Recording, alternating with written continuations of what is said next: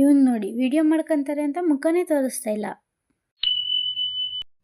Hi hello ನಮಸ್ಕಾರ. ಬೆಳಗ್ಗೆನೇ ಎದ್ದು ಕಾಲೇಜ್ಗೆ ಹೋಗೋಕ್ಕೆ ಅಂತ ನಾನು ರೆಡಿ ಆದೆ. ತಿಂಡಿಗೆ ಇವತ್ತು ಅನ್ನ ಸಾಂಬಾರು ಇತ್ತು. ಅದನ್ನೇ ತಿಂದ್ಬಿಟ್ಟು ನಾನು ನಮ್ಮೂರು ಬಸ್ ಸ್ಟ್ಯಾಂಡ್ ಕಡೆಗೆ ಹೊರಟೆ. ನಮ್ಮೂರಲ್ಲಿ ಬಸ್ ಹತ್ಕೊಂಡು ಬೆಳಗ್ರಸ್ಗೆ ಹೋಗಿ ಇಳಿದೆ. ಅಲ್ಲಿ ನೋಡಿದ್ರೆ ನನ್ನ ಫ್ರೆಂಡ್ ಇನ್ನೂ ಬಂದಿರಲಿಲ್ಲ. ಸರಿ ಆಯಿತು ಅಂತ ಅವಳಿಗೋಸ್ಕರ ಕಾದೆ. ಅವಳು ನೋಡಿದ್ರೆ ಇವತ್ತು ಕಲರ್ ಡ್ರೆಸ್ ಹಾಕೋ ಬಂದಿದ್ಲು.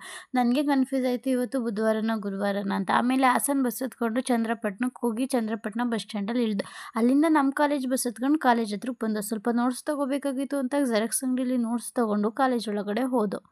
ನಮ್ಮ ಕುರಿ ಇವತ್ತು ಗಿಣ್ಣು ತಗೊಬಂದಿದ್ಲು. ಅದನ್ನು ತಿನ್ನೋಣ ಅಂತ ಓಪನ್ ಮಾಡಿದ್ರೆ ನಮ್ಮ ಡುಮ್ಮು ಕೈ ಕಲಿಜಾಯ್ತದೆ ಅಂತ ನೀನೇ ತಿನ್ನಿಸು ಅಂತ ಹಿಂಸೆ ಕೊಡಲು. ಸರಿ ಆಯಿತು ಅಂತ ತಿನ್ನಿಸಿ 2 ಪೀರಿಯಡ್ ಕ್ಲಾಸ್ ಅಟೆಂಡ್ ಮಾಡಿ ವಿಡಿಯೋ ಕ್ಲಿಪ್ಸ್ ತಗೋತಾ ಇದ್ರೆ ಇವಳು ನೋಡಿ ಹೆಂಗೆ ಫೋಸ್ ಕೊಡ್ತಾಳೆ. ಇವಾಗ